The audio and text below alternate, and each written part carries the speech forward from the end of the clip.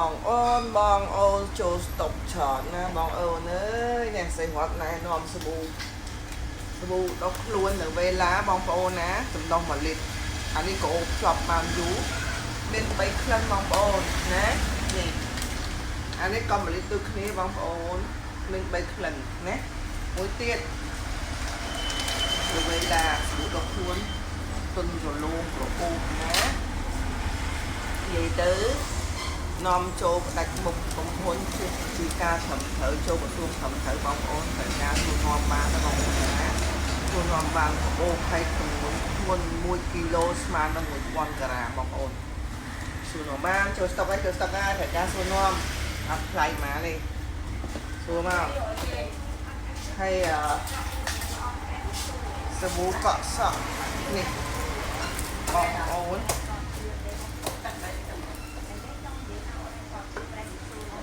អូអត់ទេអីប្រៃស៊ូអត់ផងខុសគ្នាអីឯងប្រៃស៊ូអត់ទេ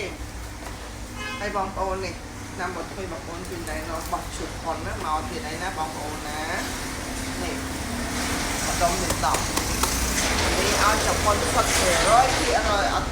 ពីចិនមកពីអីណាអត់ទេណាគឺមកពីចប៉ុនបងប្អូនពណ៌នេះបងប្អូនមានក្លិនចង់និយាយថាមានក្លិនមាត់មានខ្មៅគ្មានទេណាក្រាំងអីបងប្អូនណាចំណែកពណ៌លឿងពណ៌នេះពិសេសនេះពណ៌ពិសេសតែបងប្អូនណាមានមីតាមគេថាទេមានមិញដែលឈាមតាមចាច់មានខ្លាំងហើយគុំក្លិនមកខ្លាំងមែនទេដោយសារអីគឺណាមកពីកាពះមកពីខាងក្នុងបងប្អូនណាពណ៌លឿងនេះតម្លៃដូចគ្នាបងប្អូននេះឲ្យ50 100ទៅដល់2ជប៉ុនបងប្អូនបោះស្រីរត់ដល់លើ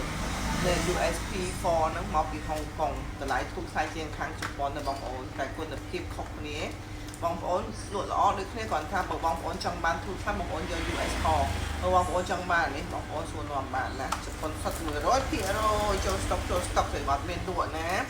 ហើយទៅវេលាស្ប៊ូកក់សក់មកទៀតហើយបងប្អូនមកទៀតហើយសួរនាំបានឥឡូវសេះរត់លក់ប្រចាំហាង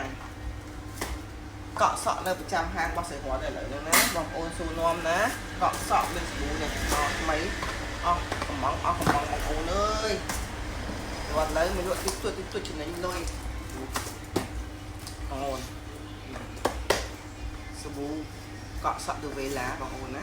មានអប់មានទុននេះមានកំងថែមទៀតអប់ទៀតថែមទៀតបងប្អូនមាន4ណាបងប្អូនណាមានហេយឡូងមានស្ប៉ាមានបតុន